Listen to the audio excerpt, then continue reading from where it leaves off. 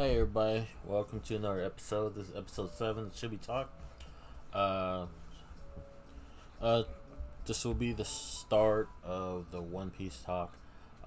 We're what I came up with. I feel like.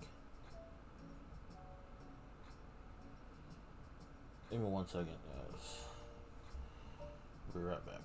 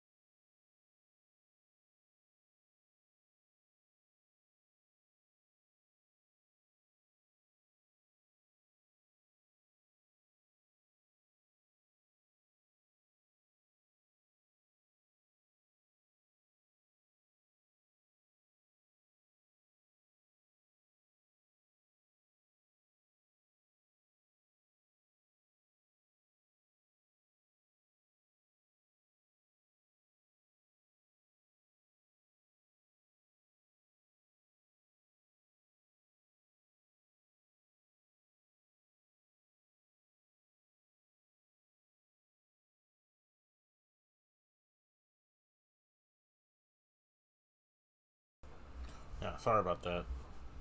My dad just called me, so sorry. Anyway, so yeah, today with the One Piece talks, I'm doing it by Saga, which will make it easier. Uh, and arcs, I think like 30 arcs plus like filler and stuff.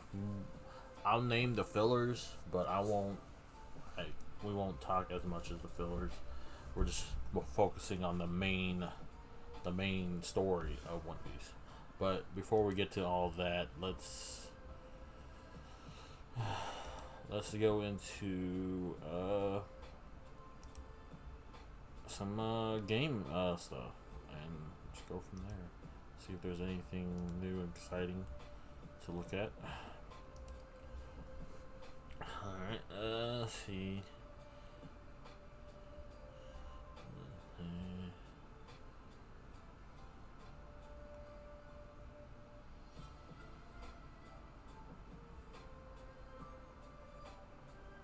Oh, yeah. Biomutant. Okay, this game, we'll watch a trailer in just a second. But, Biomutant, it's one of these games that's it's an RPG. You create a character, like a creature and stuff. It's pretty cool. We're gonna watch the trailer in a second. Uh, but they said how long the game.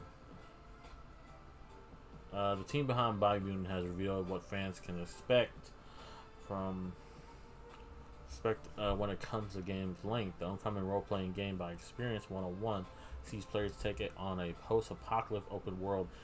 In recent interviews, the developers speak of how many hours of content Biomutant depending on the playstyle.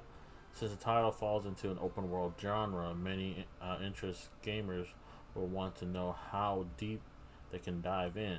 There's always a chance with this genre that the world is empty, or comprising of many repetitive filler activities.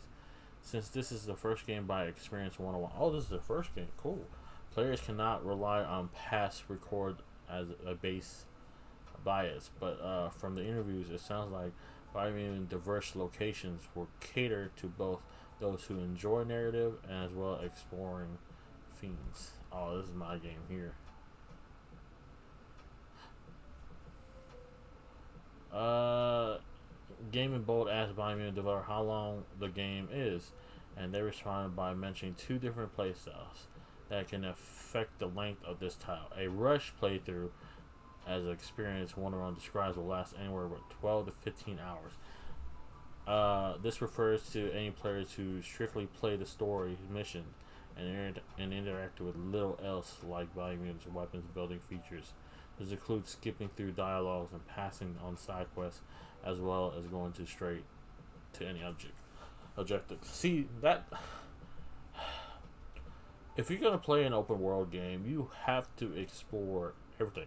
I understand that people just want to get through the story and stuff like that, then all that stuff. But as me, as a person who loves open world games, I'm going. This 12 to 15 hours is gonna be way, like, you know, depending on. So if you just go strictly story, no side quests, skipping dialogue, that's 12 to 15 hours. I feel like if you do everything that this game offers, you probably could be looking up to maybe 40 plus hours or more. To add onto this, experience one-on-one versus team members who's playing through Biomon as well. Developer is going through the game as a game at a pace you will normally play these types of games. Apparently, he's still not done with the title, and his playthrough is running on 65 hours. Vague on the specifics, it sounds like there is a fair amount to do.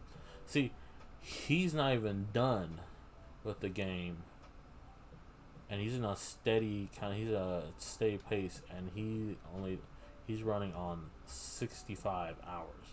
See, so I feel like if you do everything and you explore and all that stuff, you're looking at least 100 hours. Like, at least. Hold on 1 second, guys.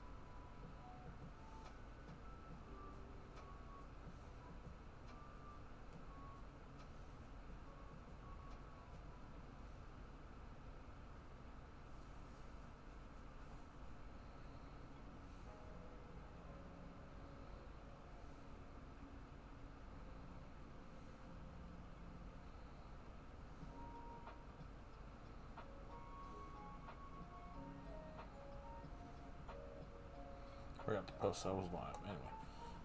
So it seems like if you're playing this game and you're playing it to its fullest, to its entirety and stuff, you're looking at least 100 plus hours.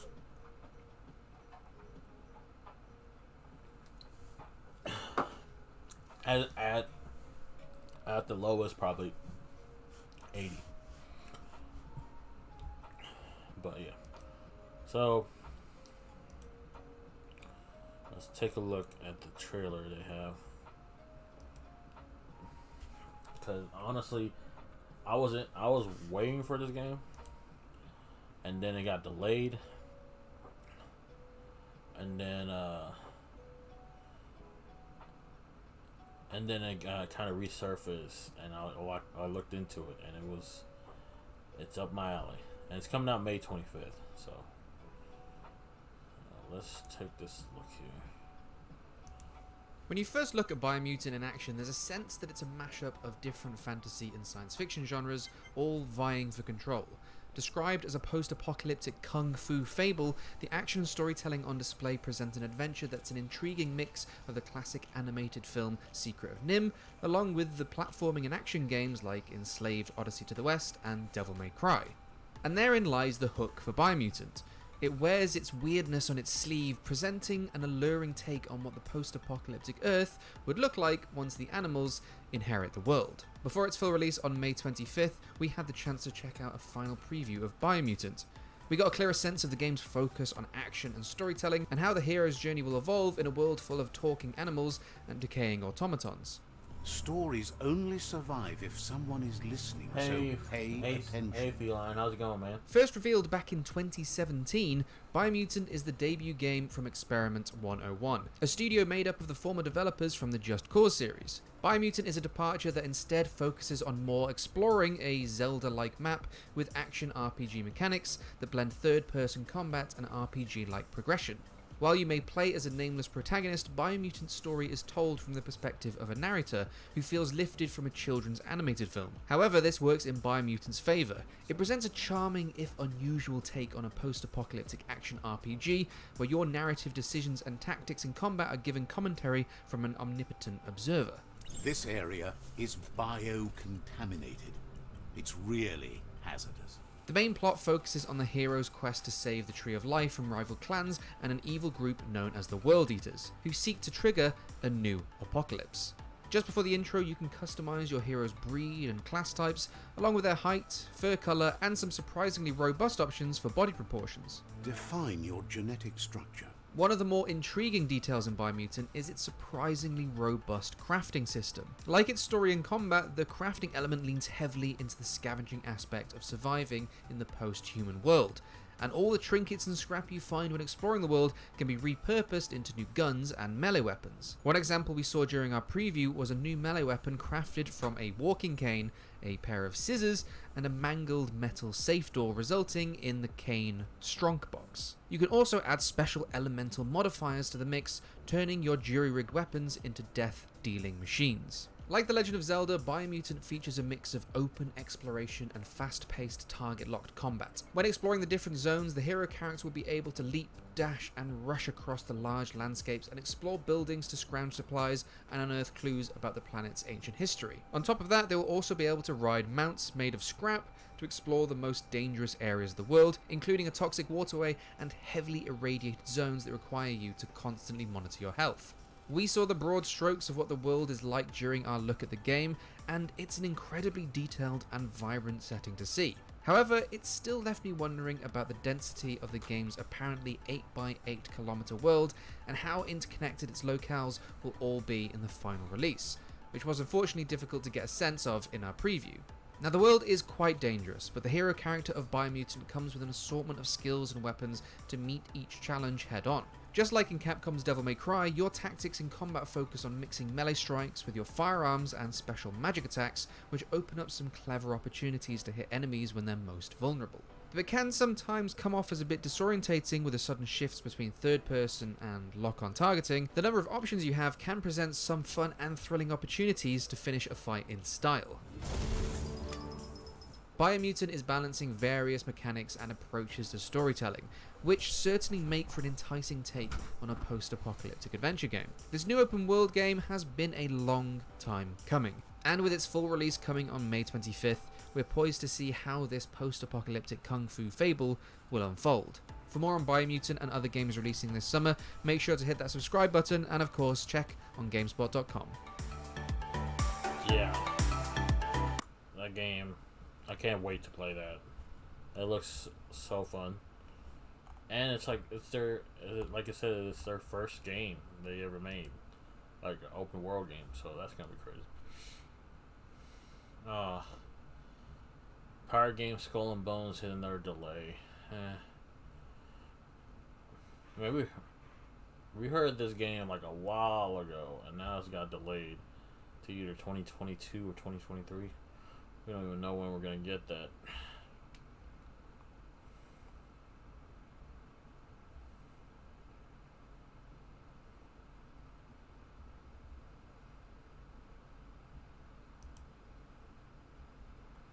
PlayStation confirmed Days of Play 2021 events with special prizes. Means PlayStation owners can once again expect discounts like software, just PlayStation 4, PS5 as well. Big focus this year's community celebration. PlayStation players celebrating a 3-week-long event that the community can take part of and activities. So it's just like you can join this little community thing they have, and then you can win some stuff. That's okay. What? Bizarre Resident Evil Village mod turns Ethan's baby into Chris Redfield. Oh, okay.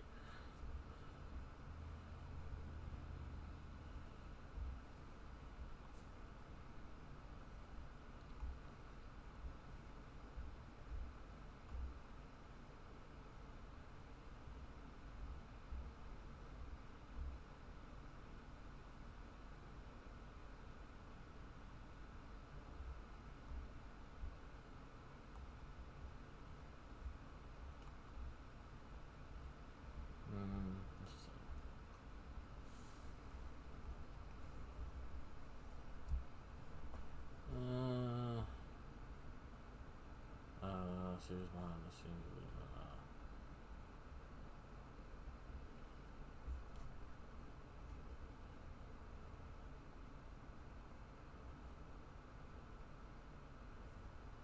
Yeah, Uncharted 5, Uncharted 4 just got their 5 years anniversary.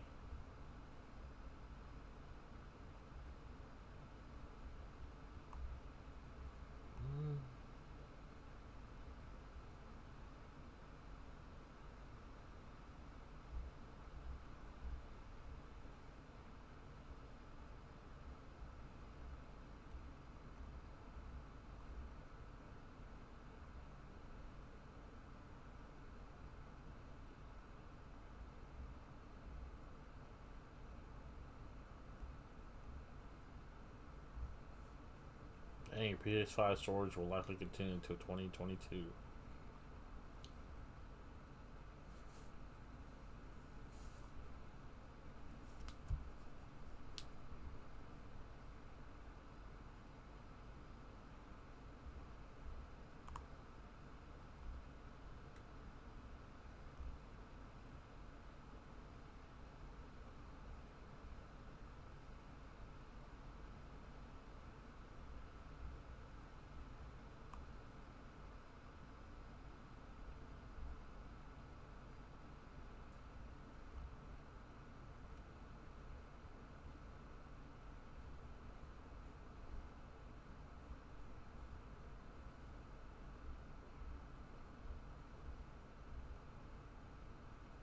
Resident Evil show up on Steam top seller list 3 times in a week.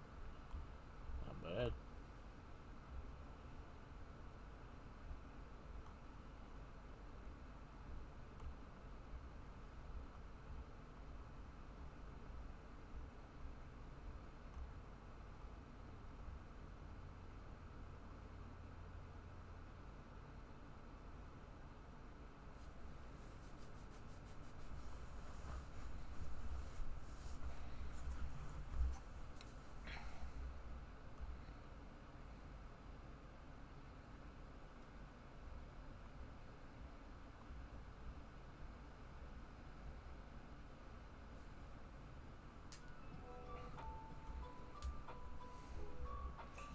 Alright, I think that's really nothing else I want to see, so...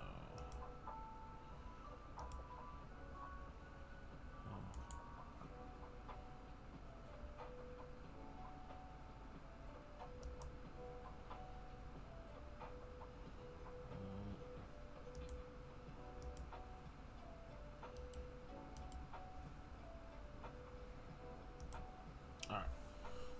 So that's pretty cool. And stuff, so yeah. Go ahead and check out Biomutant. That game's gonna be fun, hopefully. It has all the elements that I like in video games. Open world, customizing your character, and hopefully it does well. Anywho, let's go ahead and start with... Alright, today's topic is the East Blue Saga. East Blue Saga has about 6 arcs with one side story and a filler, which but anywho,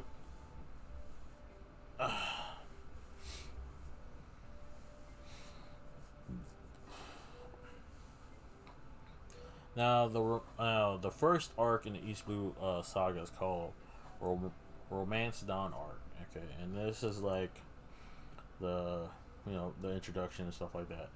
The the first episode is where you meet Luffy, and Luffy's this Luffy's in this barrel. Uh, we don't know why he's in this barrel, but he's in this barrel, and this ship carrying a bunch of passengers. Like I think it's like a rich ship, and it had Marines on it and stuff like that. I think, and this pirate crew. I think that what's called. I forgot her name. I knew.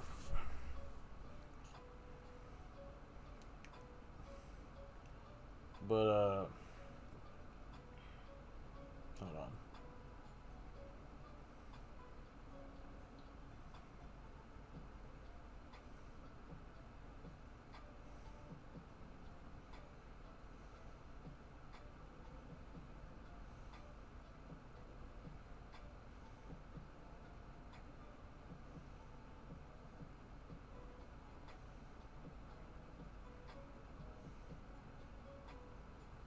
Okay.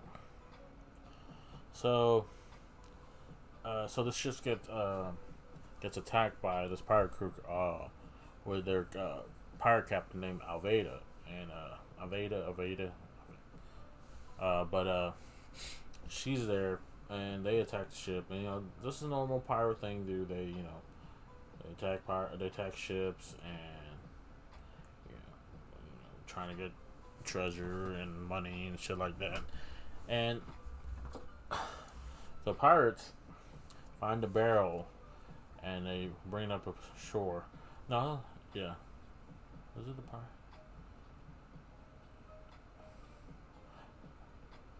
No. It was the people on the ship saw the barrel and they brought it onto the ship, and then they were attacked by the Aveda pirates, and they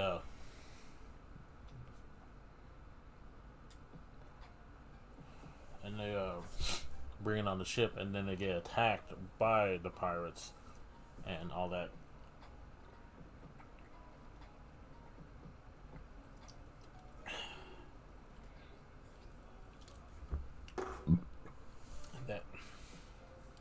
So when they get attacked,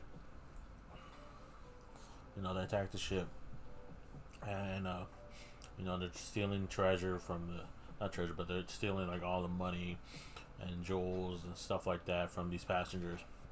And then you see this orange-haired girl. You won't know her name until later on.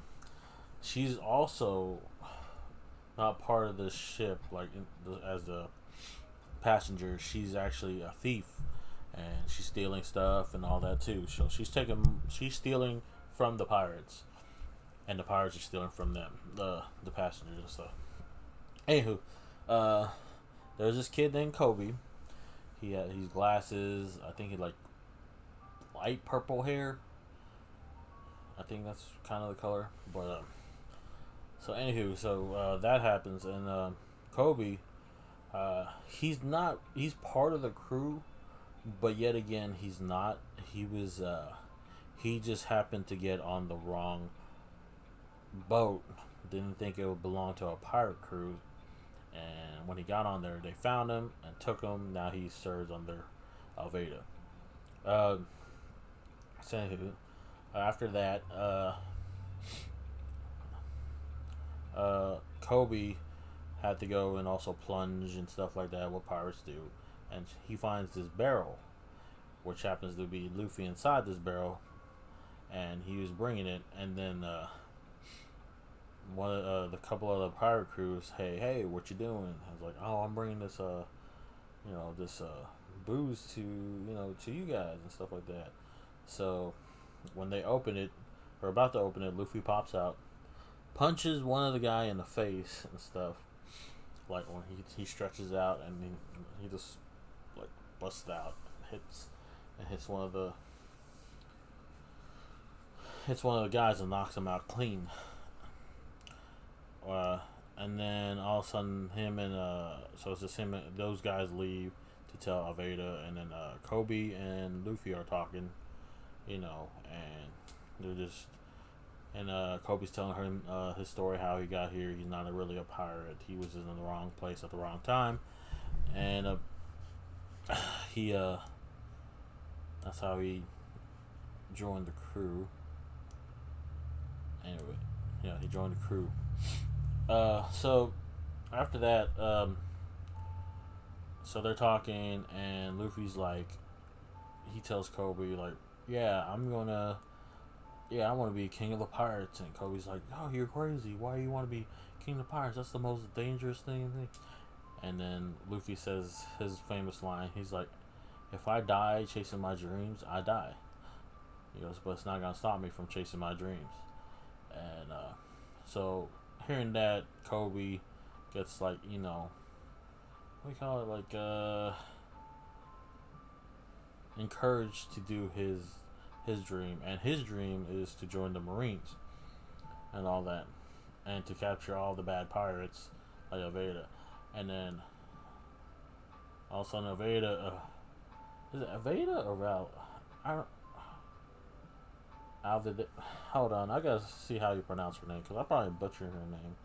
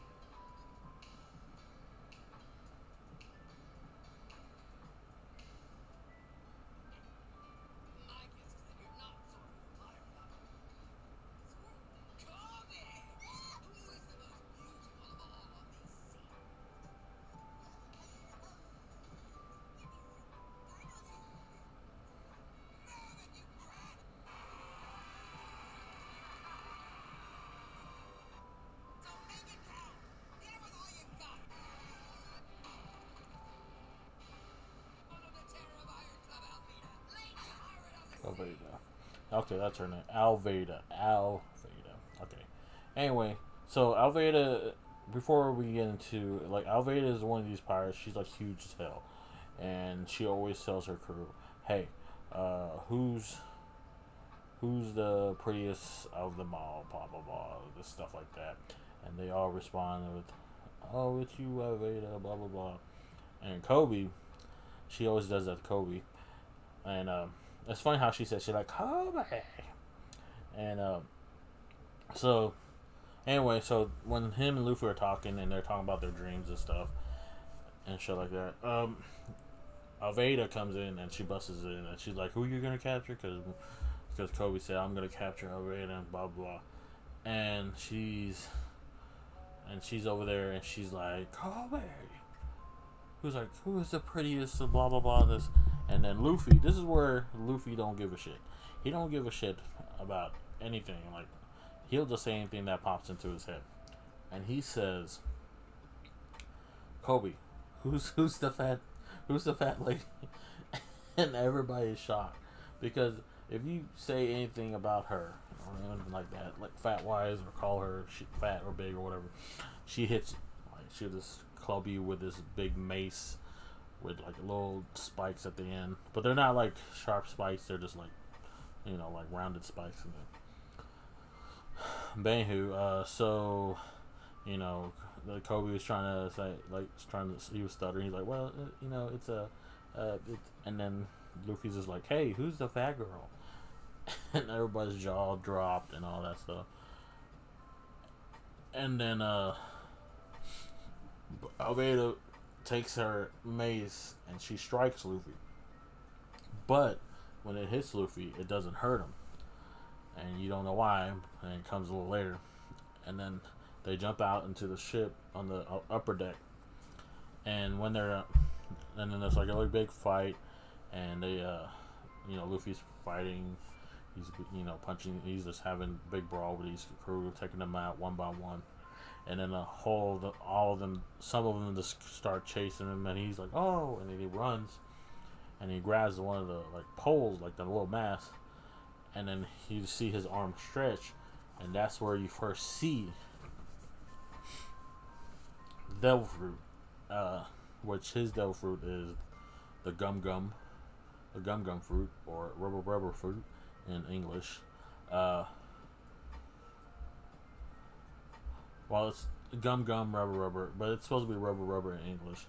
In Japanese, it's gomono, which means gum or rubber.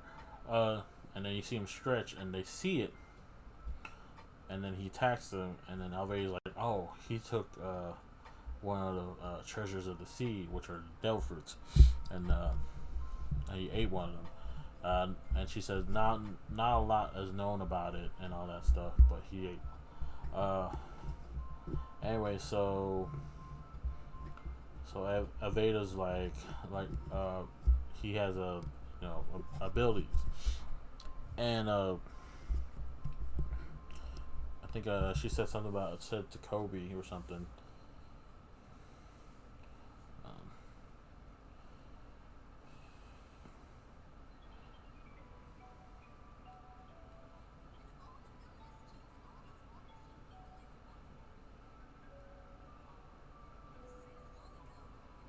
Yeah, so he's, and Kobe's he's like one of those crybabies kind of things, and he's like, you can't face her, she's this thing, and then all that stuff, and then he remembers what Luffy said. He's like, if I die chasing my dreams, I die. So he finally gets the courage to say to Alveda, is that you're a fat bitch, blah blah. Not a fat bitch, but she's like, you're fat, you're ugly, you're not that pretty, and when I become a Marine, I'm gonna capture you, and stuff like this. Luffy starts laughing. She gets really upset, and then she attacks Luffy again. It doesn't hurt him because he's made of rubber. It doesn't affect him. Now, if the spikes were a little bit sharper, it would have hit him, but her mace is like, the spikes are rounded. So, anyway, so she hits him. He like shrugs it off like it's nothing, and then he stretches his arm all the way back, and he gives her what he calls pistol, gum pistol, and he sends her flying, and she just flies so far into the ocean. Now, before all this, she took one of her crew, and she knocked him all the way onto the sea, and he's just chilling in the sea, and you don't think you'll see him again. But at the end, when Luffy sends Aveda flying, he's over there just chilling in the water, and then he just sees her coming at him and then hits him in the water. So that's done with Alveda, and after that, the Marines come to attack.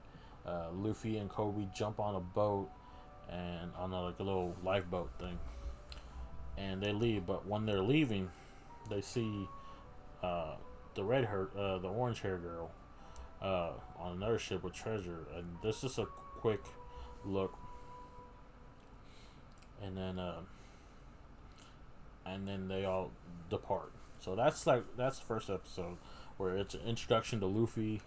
You meet some side characters, not side characters, but you see other characters. You meet Kobe, you see Alveda, first pirate you see, like pirate that Luffy fights, and then on to the second episode. In the second episode, it's you get to see Zoro. His full name is Rono Zoro, and this is the Orange Town arc. No, shit, my bad. It's not this. No, we're not there. It's still part of the Romance Dawn arc, because the Romance Dawn arc only is 3 episodes, so it's the first 3 episodes, and that's the first arc. It's so you meet Zoro in the second episode, and they join a ship. They get to this island, out in this village, and you know they're there, and because Luffy hears about, because Aveda talks about this pirate hunter who goes after pirates, you know, for money and stuff like that. So it makes Luffy intrigued about this pirate hunter. So they go over there to look for him, and they find him on this village, and he's in the marine base, like, you know, tied up to a post. So he's tied up to a post, and when Luffy and Kobe go see him, he's over there, and he sees him tied up. They're just watching, and they see this little girl who comes up and climbs over the wall and gives Zoro some food. But anywho, so all of a sudden this guy named, I'm gonna butcher his name, Hememphis something. He's the pretty much the son of the marine captain of this base, and he goes up to Zoro and he sees a little girl, and he's like, because she made these rice balls for Zoro, because Zoro hasn't been eating at all because he's been tied up and stuff. So anywho, so he sees that, and we'll just call him H because I cannot pronounce the name right. So after that, so she sees her trying to give food to Zoro, and he takes one of the rice balls and eats it. And he's like, "Oh, why is it sweet? It's not supposed to be sweet."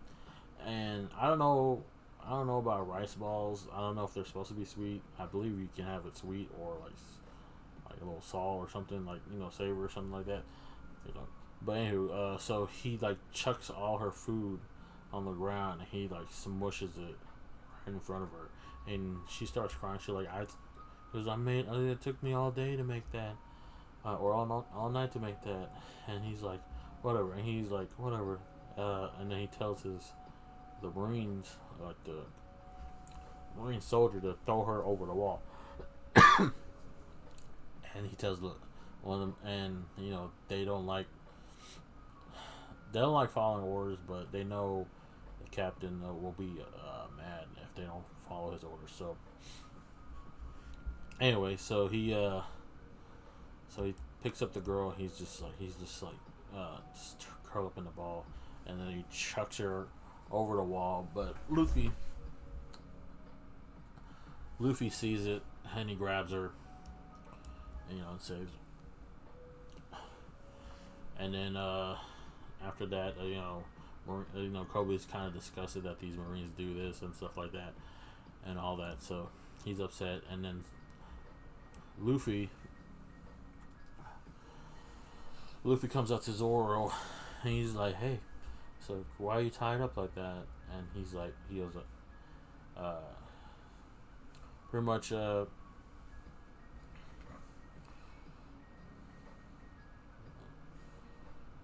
pretty much.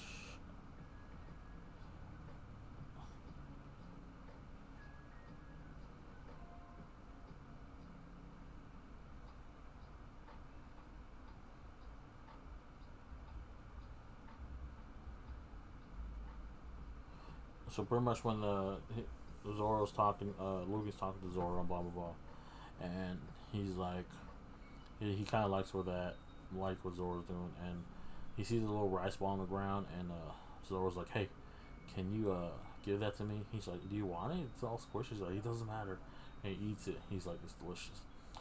Anyway, and then so they go back to the little girl's parents' restaurant, and they're just talking here and there about it. And Zoro really didn't do anything bad. The fact that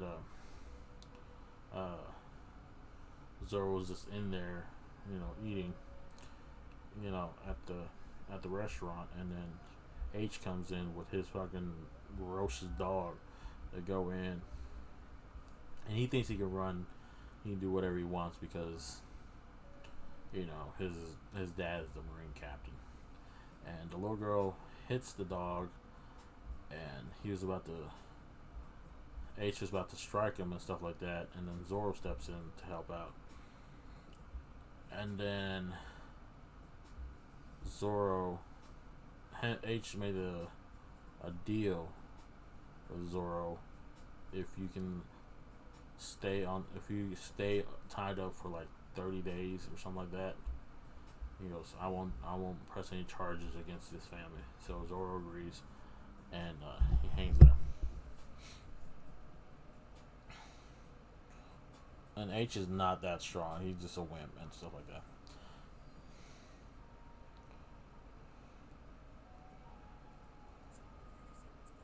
Anyway, so they're back in the restaurant, and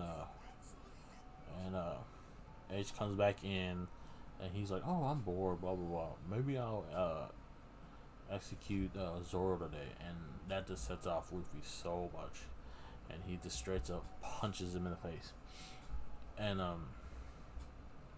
so when he punches him in the face and stuff like that, it just triggers him, because he's like, how do you go back on your word? You're just scum. It's how you make a promise with somebody and don't honor it. And straight punches him in the face. And then after that, Luffy goes back and he's going to break out Zoro. And Zoro's like, hey, you gotta get my swords. So he's like, okay, I'll go get your swords. And then Luffy travels, and he captures H to, I believe his name is, I know his name, it's just I can't pronounce it right. It's like Hamenfo something, Hamenfono, something like that. So anyway, he does that, and so he captures him so he can get the swords. And then when he finally gets there, he finds the swords. There's 3 of them, and he's like, "Oh, which one is it? Oh well, I'll just take all 3." And then meanwhile, while this is happening, Kobe goes into to help Zoro out of the ropes and stuff. And he's like, "Oh no, I still got 3 days left." He's like, "Don't worry." He's like, "Oh no," and then Kobe's like, "Oh no, you're gonna get executed. They were not gonna honor your promise. So that's what's gonna happen." And they're like, and he's like, "What?" And then Axehead Morgan, this is the Marine captain. He has an axe on one of his arms, like it's just a straight up axe and stuff like that. On the way of this, when Luffy gets into the base, they were bringing this statue of Axehead Morgan, and Luffy like busts it down, and Axehead Morgan gets really mad, and he wants him to find this thing. And then when Kobe was trying to untie Zoro, they found him, like Axehead Morgan, to find him, and they were going to execute him on the spot. So that's what's happening. Meanwhile, while Luffy was grabbing the swords, Luffy sees it, and he jumps down. And he, when they shoot, they all shot. They did all fired at Zoro and them and Kobe. Luffy jumps in front of it, and now these bullets are not pointed. They're like old school, like with the round balls. So when they hit Luffy, it just, because he's made of rubber, those round balls don't do nothing. It just goes in and then it bounces out. And then Axehead Morgan says the same thing that Veda said. Oh, he's a devil fruit user. He goes, these are a special fruit that gives you abilities, and you go a little more into depth into it, but it's not really like too much in it, because along the series you'll see devil fruit users, but you don't really know you'll learn little by little about devil fruits here and there. After that, Uh, After that, Luffy's like, "Oh, you can't do that." And, he goes, "You can't." He goes, "Those won't don't work," and all that. And then, Luffy's over here trying to untie Zoro, and they're like, Accent Morgan's like, "Okay, if your guns don't work, use your swords." And then Zoro's like, just give me one of my swords." He's like, "Oh," Luffy says, "Which one is your sword?" And he's like, "I use all three." And he's like, "I have my own style. It's a three sword style." And then he's like, "Help me, Luffy, untie these ropes and stuff." So he's untying it, and then Accent Morgan commands his troop like, "Hey, if your guns don't work, use your swords." And they start charging at him. And this is some funny moments because Luffy's trying to over here trying to untie. He's like, "Huh?" He's like, "This one just got tighter." So Zoro's like, "Just give me one of my swords," and he busts out and he blocks all the upcoming sword attacks. And he's like, and all the Marines are like, "Oh shit, I'm scared," because they know, because Zoro is one of they know of Zoro because he's a really great swordsman and stuff like that. So anyway, so all that said and done, now Hemempho, I'm just gonna call him Hemempho because that pulls Luffy and Accent Morgan get into a fight, and they're fighting, and Accent Morgan has nothing against Luffy. Like, Luffy's just taking him to school, and he's on the ground and he's just punching him. And Hefferman says, "Hey," he's like, "Hey, I got." He's like, "Hey, look over here," and he's not paying attention. Luffy's still beating, and then Zoro's like, "Hey," and then he has Kobe in gunpoint, and Luffy looks at Kobe, and Kobe was like, "Hey," um, he's like, "Hey, Luffy, don't worry about me." He goes, "It's okay. Just take care of what you need to get done." And then Luffy smiles like, "Oh, you hear that? He doesn't care if he's gonna die today." And that's where Luffy stretches his arm, punches Hemempho, but Accent Morgan's behind him, ready to strike. And then this is where Zoro comes in and he slices Accent Morgan. And while Luffy punches Hemempho and all that. And after that, before all that, Luffy says, "Hey, if I give you these swords, you are now an outlaw, and you have to join my crew." And he's pretty much, when he busts out, he's like, "Okay, I'll join your crew." He goes, "But I'm only doing this to follow my own dreams." And his dreams is to be the world's best sword. So he's like, "But now I pledge my allegiance to you. You are my captain." So after that, they take out Accent Morgan. Who gets knocked out, and all said and done, they put Accent Morgan. He's arrested. I think he arrested, but yeah, I think they lock him up and stuff like that. And there's a new commander in the little Marine base. So they're all back into the little girl's parents' restaurant. They're just chilling, eating, blah blah blah, and then the Marines come in, and they're like, "Hey, you guys are pirates, and you're not really allowed here. But you did help us out, so we're giving you a chance to just leave and all that stuff." And then Luffy is like, "Okay, we're leaving." And then he's like, "Hey, is this?" And he pointed at Kobe. He's like, "Hey, is Kobe part of your crew too?" And Luffy does something where he's like, "Oh yeah, he's about," and that makes Kobe upset, and he punches Luffy in the face, and Luffy gets mad, quote unquote, and he starts beating them and punching him in the face. And then the Marines are like, "All right, we know he's not part of your crew. Go." And then Kobe's thinking, he's like, "Wait, that was all fake." Luffy did that for a fact because he wanted to be a Marine, and if Kobe was attached to Luffy and Zoro, he could never be a Marine because he'll still be considered a pirate. So he helped Kobe start on his dream to be a Marine. So they're leaving. The Marines give Luffy a salute.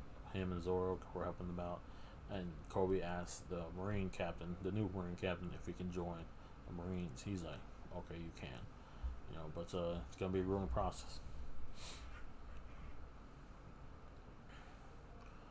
So that's like the first 2-3 episodes. That whole thing. It's you meet Luffy. You meet Luffy's first mate, Zoro. His first person to join the crew, and then the ending of Morgan, like the fight with Morgan and Luffy. So that's the first 3 episodes. Now,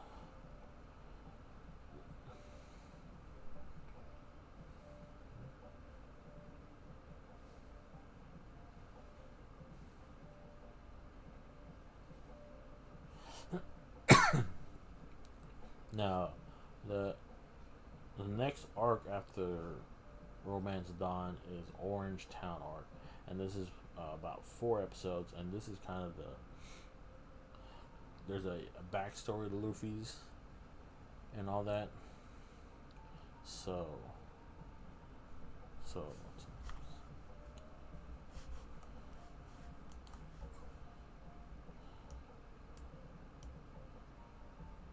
yeah.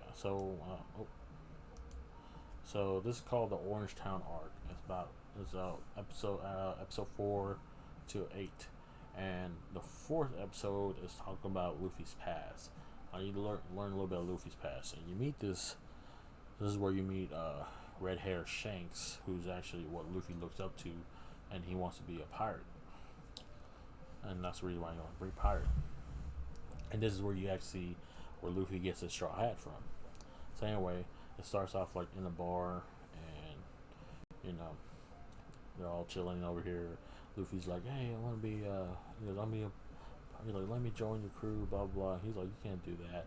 He goes, "You're too small," and all that stuff. And then Shanks offers him the little juice, like orange juice, and he's like, "Oh, thanks." And then he laughs. He's like, he goes, "What pirate wants to drink some juice?" And then they all laugh, blah blah. So all of a sudden these bandits come in, and they come in, they start trashing shit. They said they want some booze, and the bartender, she's like, "Oh, we're out of booze," and Shanks being nice, he's like, "Oh, I'm sorry, it seems like our crew kind of drank the place dry, but we still got this bottle." And he's like, "Oh," he's like, "This bottle's not gonna help," and he just strikes it, and he like kind of shoves Shanks down and pours, and then shatters the drink on him.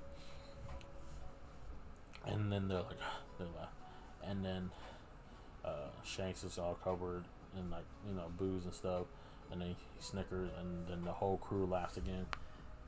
And Luffy gets upset. He's like, "Why you didn't do nothing?" He's like, "You call yourself pirates and all that?" And he's like, and then Shanks like, "Hey, I'm not gonna I'm not gonna start a fight because somebody just dropped booze on me and all that. Because it's not worth that fight." And he's like, "Whatever." And then Luffy looks over. He sees his box, a little treasure box, and this is where you see the first, like, a devil fruit. This is the gum fruit, and Luffy eats it. And then he's like, and then Shanks like, "Oh, over here eating shit." He's like, "Shut up." And he's like, "Luffy, did you eat the thing in the box?" He's like, "Oh, why'd you eat that? Spit that out." And he started shaking him. And then this is how fast it takes effect. As soon as you eat it, instant, you got the power. And it stretches his neck and stuff. He's like, "Luffy, did you know what you just ate?" He goes, "What you ate, now you lost your ability to swim." And Luffy was a strong swimmer before all this stuff. Because if you eat a devil fruit, the one of the weakness you have, besides whatever weakness with the power you have, the one weakness you have with all the fruit users is you can't swim or be in the ocean. Like, as soon as you touch the ocean water, your powers go away, or if you submerge, you're pretty much just like dead weight. So that happens. That's how he eats his devil fruit. That's how he got the gum gum fruit. Anywho, Shanks comes in to the bar, and he finds out that Luffy.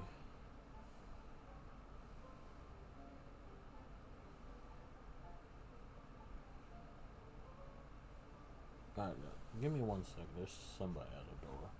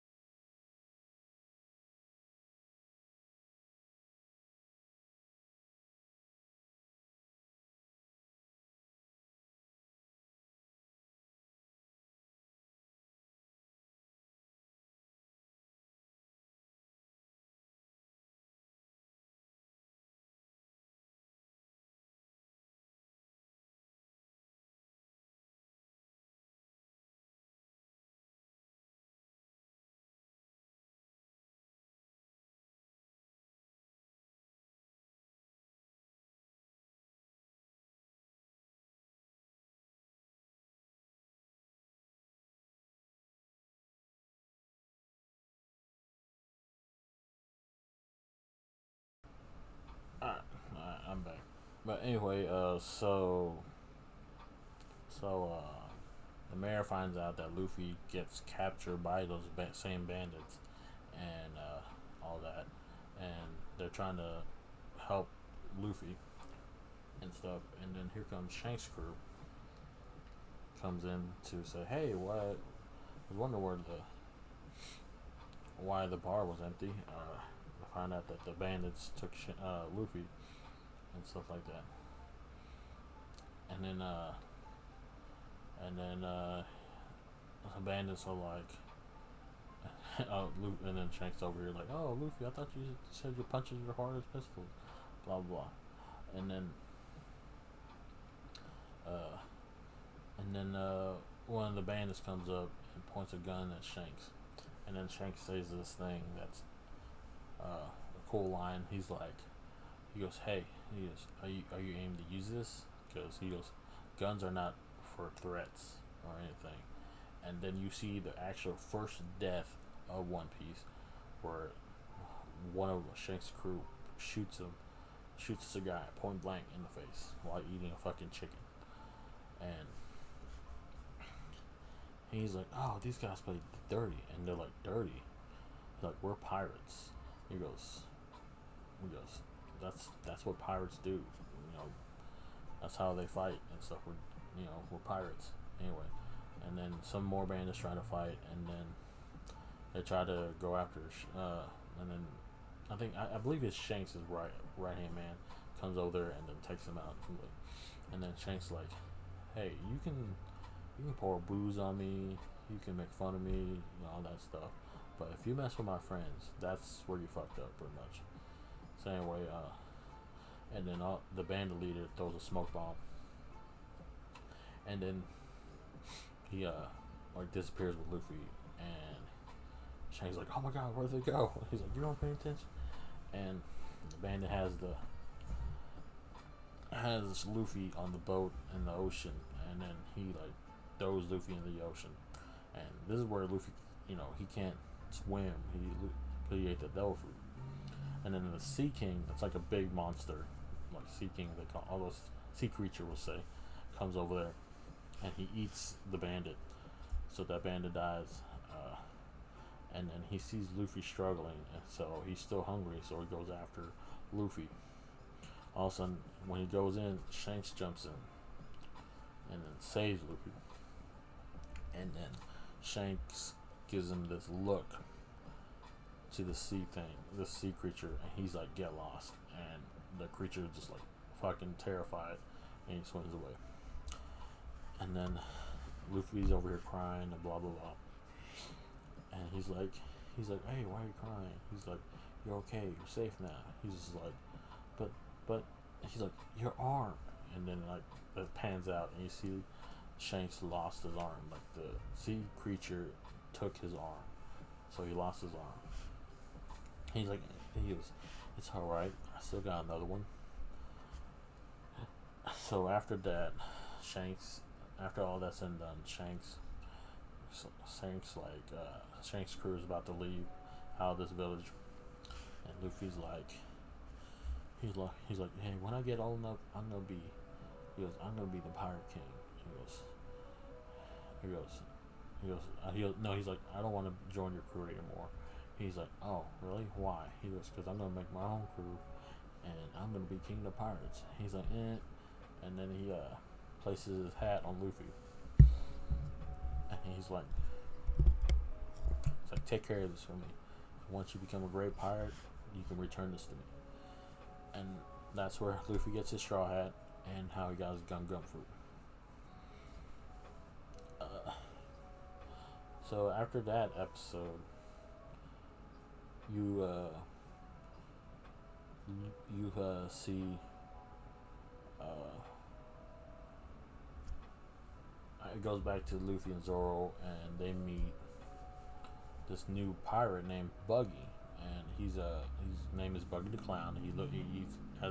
He's pretty much a clown. He has the clown makeup and the red nose and stuff like that. And this is where Nami is introduced and all that. So they go there, and Luffy gets captured by Buggy because Nami pretty much brings him because she's trying to grab this treasure map that Buggy has. And Buggy's crew, all they care about is just grabbing treasure and shit like that. They don't care about anything else but this treasure. Anyway, so Luffy gets captured by them, tied up. No, Nami pretends to capture him, blah blah, and like pretends she's part of the trying to get in their group. That's it. And then Zoro comes to help Luffy, and he fights Buggy, and Luke and Zoro strikes him down. All of a sudden, he gets stabbed in the back.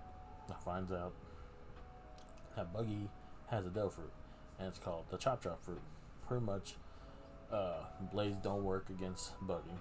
He can like detach his limbs and stuff like that. Pretty much, he looks like he got chopped up, but blades don't affect him. So after that, Zoro gets stabbed, blah blah, and they happen to escape. Luffy, Nami, and Zoro, they happen to escape, and then they meet this dog who's standing guard. And Luffy and this dog have a little spat with each other, and Luffy's stuck in this cage, and they have the key, and Nami gives Luffy the key, and when Luffy grabs it, the dog takes it and eats it, and then they have a little spat. But this dog is guarding this pet shop that his owner is. This owner took care of him and stuff like that, and they were the bestest friends. He leaves, but he never returns, he never returns, and the dog pretty much protects this because it's its treasure. Anyway, then these beast tamer guy who has the ability to tame beasts and stuff comes to the pet shop. They flung Luffy and flung him out of the way, and then this dog and this big ass lion are fighting. He gets thrown around, he gets pushed, and then pretty much the pet shop gets burned down when Luffy returns, and that didn't sit right with Luffy. So Luffy goes and finds this lion tamer, and he fucking takes the lion. He does his little corkscrew thing, and he fucking flips him, and he slams the lion down. And then the tamer's like, "Oh, we can talk about it." And he grabs the tamer, and he just socks him down. And then Luffy returns to the dog, and then Nami's like, "Oh, you pirates are all the same. You just take. You don't care what other people's feelings and stuff." And Luffy's like, he's not hearing any of it. He goes up to the dog, and he places one bag of dog food, and he's like, "I'm sorry." This is all I can get. And Luffy's like, oh, I see. This is your treasure. I'm sorry I couldn't save anymore.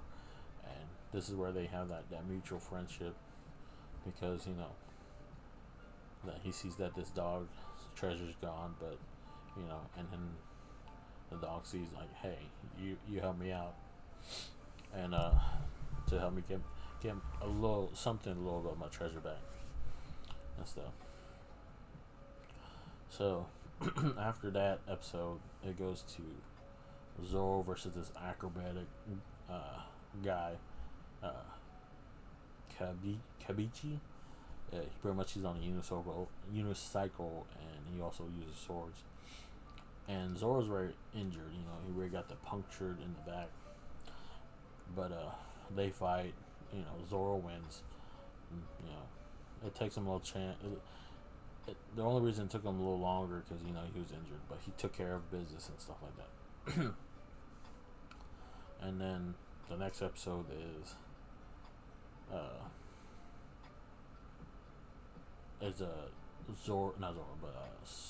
Luffy versus Buggy, and they're fighting, blah blah,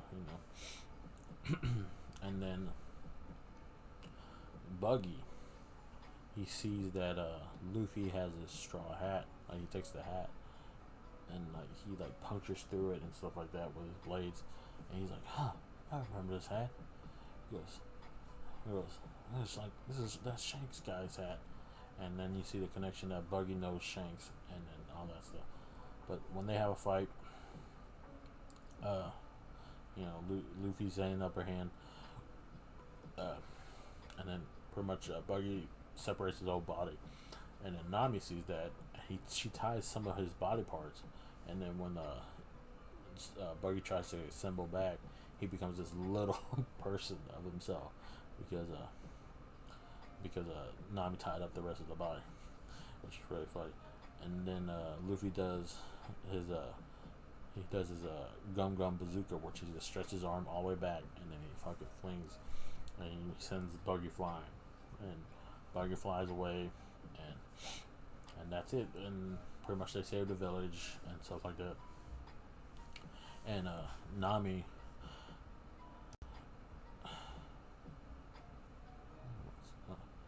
And then Nami kind of joins the crew with Zoro and Luffy. She just joins up with them and stuff.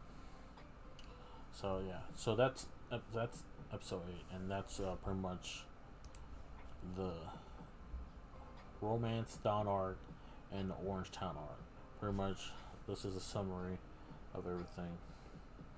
Pretty much, so you see Luffy, you meet Luffy. You see how he got his devil fruit.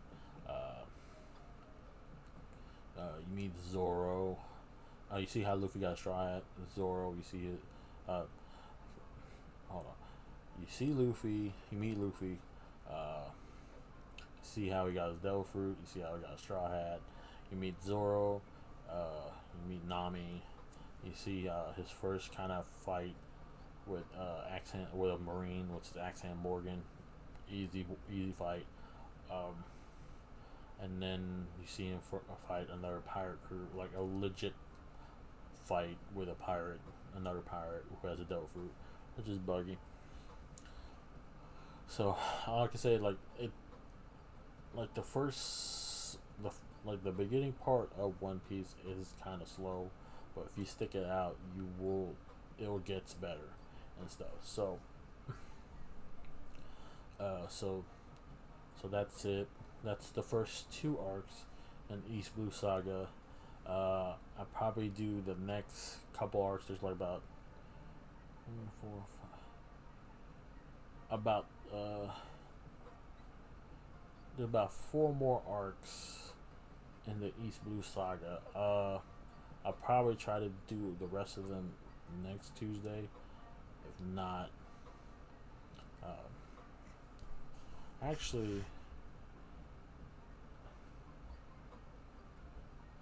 yeah, we'll just stop there. So the next arc is the the Syrup Village arc, and the next one is the Baritic arc, and then Arlong Park arc, and then there's a Buggy side story after Arlong Park, and then Logtown arc, and then there's a filler episode after that. Like filler, but with that being said, this will be the end of Shibby Talk episode 7. Episode 8 will be continuing the East Blue Saga and stuff. I'll try to probably knock the rest of the arcs out, and then the next, after we finish the East Blue Saga, will be the Alabasta Saga. Now, the Alabasta Saga is where actually One Piece starts getting really good and stuff. So, but anywho, that'll be it for me. Thanks for joining me. And then Friday, I will be streaming the Valhalla DLC Wrath of